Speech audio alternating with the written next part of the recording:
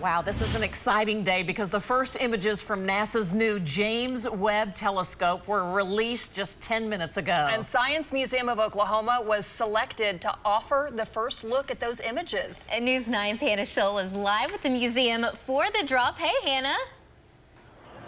Hi guys, we are at the Science Museum. I'm here with Tom Arnold, the director of the planetarium here, and he's going to kind of share with us some things that we can learn at the Science Museum and why these images are so important. So Tom, tell us first of all, what is different about the James Webb telescope from other telescopes that we've seen and other images that we've seen?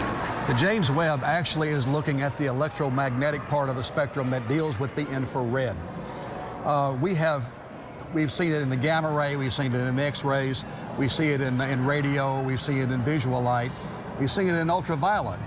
But infrared is very difficult because the infrared light actually is absorbed by the atmosphere.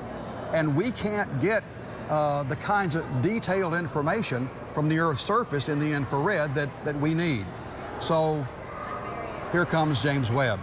And putting it a million miles away from the Earth in its own special orbit is giving us not only the distance away from the Earth's atmosphere to allow all the infrared, but it's also very cold out there. And infrared is a measurement of heat. So there cannot be any heat on that instrument of any kind. And it's close to absolute zero out there, so there's heat gone.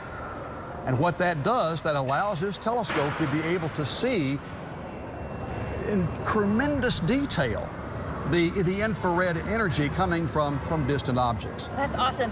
So when these images come out, when we all get to see them, a lot of us aren't really going to know exactly what we're looking at. So can you tell us kind of what to be looking for and what we're looking at and how far away it is? Well, because you're looking at different objects, I really can't speak to how far away they are. The galaxies that were released yesterday were about 12.8 billion light years. Now, these were not the most distant we have ever seen, but the most distant we have ever seen in the infrared. We'll be able to go deeper, no question about it, but we're still understanding the ins and outs of the technology that we have placed out there. We're also going to be seeing the spectrum of an exoplanet atmosphere. Now think about this. Now, without the aid of infrared and without James Webb, there is no way that we can give you the spectrum of an atmosphere of an exoplanet from Earth. There's just too much atmosphere. But out there, we can. What that means is that we're going to be able to begin to understand how other planets in other solar systems form. Okay, cool. So when people come to the Science Museum, what are some things that they're going to be able to see and experience that have to do with the images and also with the telescope? Well, first of all, we have the planetarium shows are going to be talking about the James Webb and the data we're getting from it.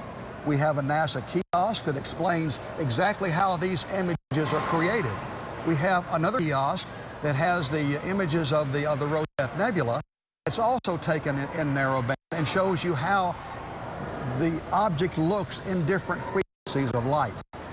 So we are going to be focused very heavily on imaging and specifically on imaging and other things besides white light. Awesome. Thank you so much for speaking to us today. You guys should definitely come out and enjoy it. It's a great indoor activity because it is very hot outside. For now, at the Science Museum, Hannah Scholl, Oklahoma's own News 9.